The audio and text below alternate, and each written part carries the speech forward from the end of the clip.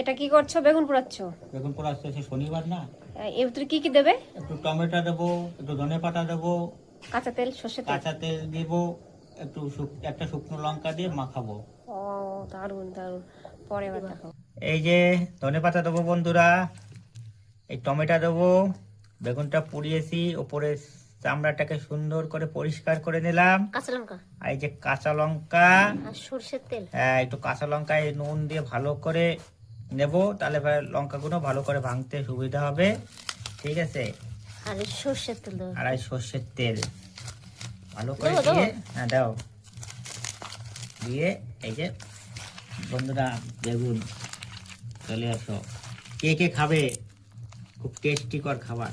আজকে বুধবার তো, এই শনিবার তো পেঁয়াজ খাই না, তার জন্য পেঁয়াজ দেওয়া নিরামিষ যায়। পেঁয়াজ দেওয়া দেওয়া যায় হয়নি। না। ঠিক আছে, এর জন্য চলে আসো।